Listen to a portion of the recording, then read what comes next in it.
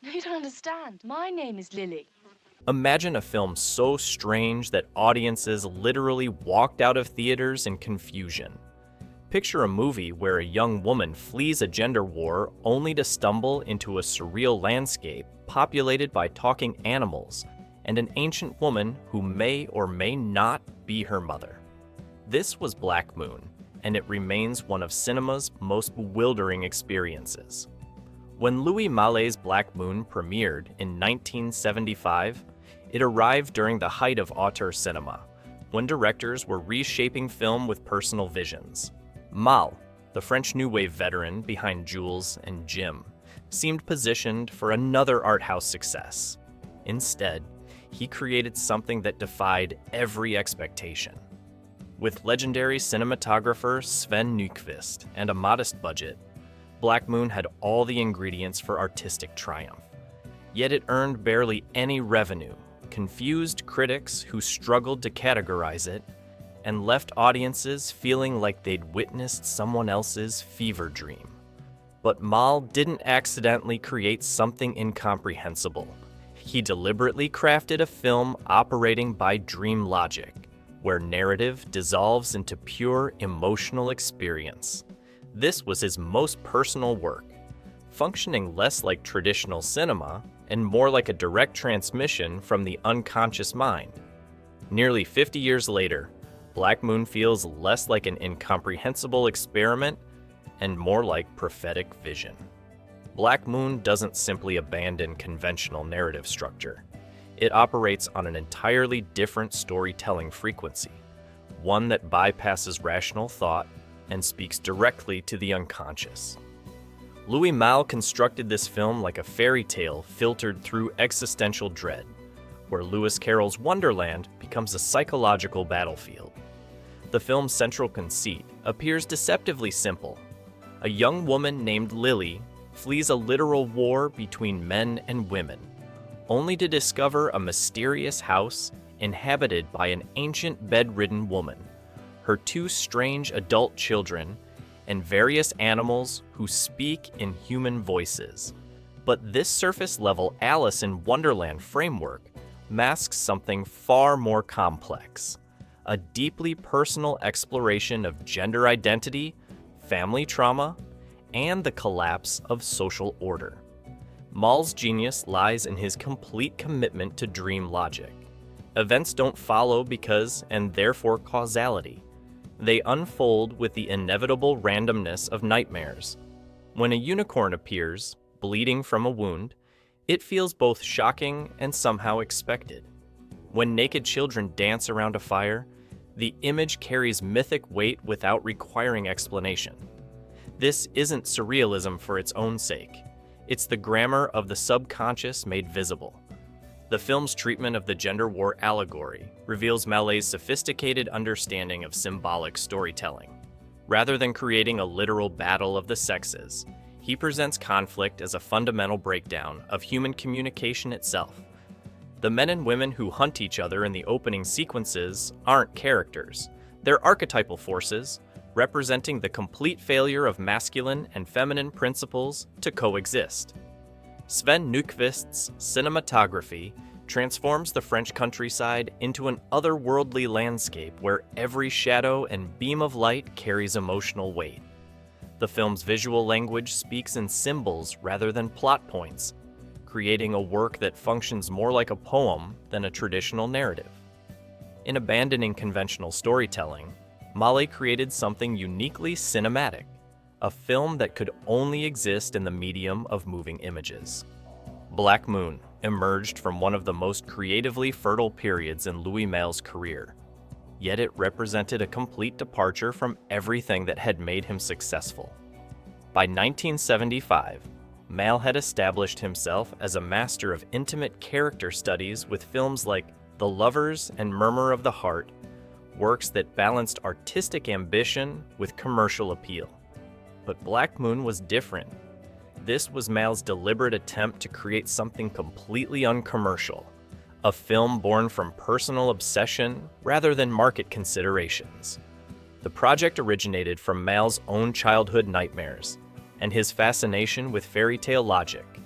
He had been reading Lewis Carroll and the Brothers Grimm to his daughter, becoming increasingly interested in how these stories operated on pure emotional truth rather than rational narrative. Mal wanted to capture that same psychological authenticity, creating a film that would function like a shared dream between filmmaker and audience. He later described Black Moon as his most personal work, calling it a film about my own unconscious. The casting of Katherine Harrison as Lily proved crucial to the film's unique atmosphere. Harrison, granddaughter of actor Rex Harrison, was virtually unknown when Mal discovered her. He wasn't looking for traditional acting skills. He needed someone who could embody innocence and terror simultaneously. Someone who could navigate the film's surreal landscape with complete believability. Harrison's performance is largely reactive, requiring her to respond to impossible situations with genuine emotional truth. Her wide-eyed confusion mirrors the audience's experience, making her the perfect guide through Mala's dreamscape. Working with cinematographer Sven Nykvist, fresh from his collaborations with Ingmar Bergman, Mala created a visual language that emphasized texture and atmosphere over conventional beauty. Nykvist's camera treats the French countryside like an alien planet, finding mystery in familiar landscapes. The decision to film in Mal's own country house added another layer of personal investment. Every location carried emotional weight for the director. The production faced unique challenges that actually enhanced the film's otherworldly quality. Working with animals, including a unicorn created through clever casting and makeup, required patience and improvisation that fed into the film's dreamlike unpredictability. The modest budget forced creative solutions that made the fantastic elements feel grounded and real, rather than obviously artificial. Perhaps most significantly, Mal made the conscious decision to confuse his audience. Unlike his previous films, which guided viewers through complex emotional terrain, Black Moon was designed to disorient. Mal wanted to recreate the experience of being lost in a dream where logic dissolves, but emotional truth remains intact. This wasn't accidental confusion, it was methodical disorientation in service of a specific artistic vision. The film's post-production reflected this commitment to the unconventional. Mal deliberately avoided explanatory dialogue or clear narrative signposts, trusting that audiences would follow the emotional journey even when the logical path disappeared. This radical approach to storytelling represented both the height of 1970s, auteur confidence, and a complete rejection of commercial filmmaking principles. Mal was creating art for art's sake. Consequences be damned. When Black Moon premiered in 1975, it encountered a reception that perfectly illustrated the vast gulf between artistic intention and audience expectation. Critics and moviegoers found themselves confronting a work that seemed to actively resist conventional evaluation, creating a response that ranged from bewildered dismissal to passionate intellectual defense. Contemporary critics struggled with the fundamental question of how to review a film that deliberately abandoned traditional narrative structure. Roger Ebert, usually sympathetic to challenging cinema, seemed genuinely perplexed, writing that the film exists in a world of its own creation, but questioning whether that world was worth visiting. The New York Times' Vincent Canby praised Nykvist's cinematography, while admitting he couldn't determine what Mal was trying to accomplish. Many reviewers resorted to plot summary, only to discover that describing Black Moon's events made them sound even more incomprehensible on paper. The film's commercial performance was catastrophic by any conventional measure. Audiences expecting another accessible Mal character study instead encountered something closer to experimental art installation. Theater owners reported significant walkouts, particularly during the film's more surreal sequences, the unicorn scenes, the talking animals, and the film's complete abandonment of exposition proved too challenging for mainstream audiences seeking traditional entertainment.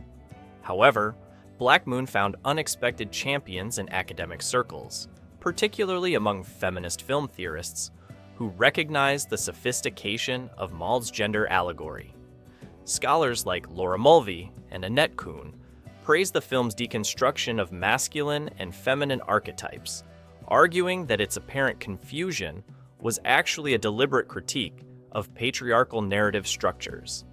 University film programs began screening Black Moon as an example of pure cinematic language, free from the constraints of conventional storytelling. International art house audiences proved more receptive than American mainstream viewers.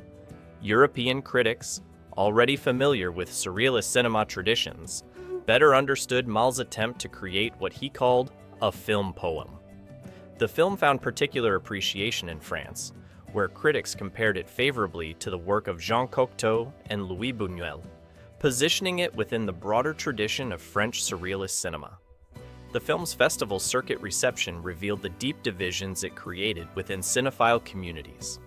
At Cannes, Black Moon received both passionate defenders and vocal detractors, with some critics calling it Mal's masterpiece while others dismissed it as self-indulgent nonsense. These extreme reactions suggested that the film was succeeding in its goal of bypassing rational evaluation and provoking purely emotional responses. Perhaps most tellingly, many initial negative reviews have been reconsidered by the same critics years later. The film's refusal to provide easy answers or conventional satisfaction initially frustrated reviewers, who later came to appreciate its uncompromising vision. This delayed appreciation suggests that Black Moon wasn't necessarily a failed film. It was a film that required time to find its proper context and audience, legacy, and reevaluation. 2 decades after its initial bewildering reception, Black Moon has undergone a remarkable transformation from incomprehensible failure to prophetic masterpiece. What once seemed like Mal's most self-indulgent misstep now appears as a work decades ahead of its time, anticipating developments in cinema that wouldn't fully emerge until the 21st century. The film's influence on contemporary surrealist cinema has become increasingly apparent. Directors like David Lynch, Terry Gilliam, and Apichatpong Weerasethakul have cited Black Moon as a crucial influence, praising its commitment to dream logic and emotional authenticity over narrative coherence. Lynch's Mulholland Drive and Weerasethakul Uncle Boonmi Who Can Recall His Past Lives share Black Moon's willingness to abandon conventional storytelling in favor of pure psychological experience. Modern horror cinema has particularly embraced Mali's techniques. The current wave of elevated horror films, from Hereditary to The Witch, employs similar strategies of disorientation and symbolic storytelling. A24's entire aesthetic philosophy seems to echo Black Moon's approach. Create atmosphere and emotional truth. Let audiences work to understand the meaning. The film's influence on contemporary genre cinema suggests that Mal was pioneering techniques that would become standard practice decades later. Streaming platforms have given Black Moon the second life it never had theatrically. Without the pressure of theatrical expectations or marketing campaigns promising conventional entertainment, viewers can discover the film on its own terms. Contemporary online discussions reveal audiences far more receptive to its experimental nature, with many praising elements that 1975 reviewers found frustrating. The tonal ambiguity, the symbolic complexity, the refusal to provide easy answers. Social media has created unexpected new contexts for the film's imagery. The unicorn sequences, once dismissed as pretentious, have found new life as memes and artistic inspiration. The film's visual language speaks to audiences raised on music videos and experimental content, viewers more comfortable with non-linear storytelling and symbolic communication. Feminist film theory has continued to find rich material in Black Moon's deconstruction of gender roles. Contemporary scholars argue that the film's apparent confusion about masculine and feminine identities was actually a sophisticated critique of binary thinking itself. The gender war allegory now reads as remarkably prescient commentary on contemporary debates about identity fluidity and social construction. The film's environmental themes have gained new relevance in the age of climate change. The connection between the house's inhabitants and the natural world, animals as characters, The Unicorn as Wounded Nature, speaks directly to contemporary ecological concerns. What seemed like abstract symbolism in 1975 now feels like urgent environmental allegory. Perhaps most significantly, Black Moon has achieved what Mal always intended. It exists as pure cinema, a work that could only function in the medium of moving images. In an era of franchise filmmaking and commercial calculation, the film's complete commitment to personal vision feels increasingly rare and valuable. If you enjoyed this exploration of cinema's most challenging works, make sure to subscribe for more deep dives into the films that dared to confuse, provoke, and ultimately transcend their original reception.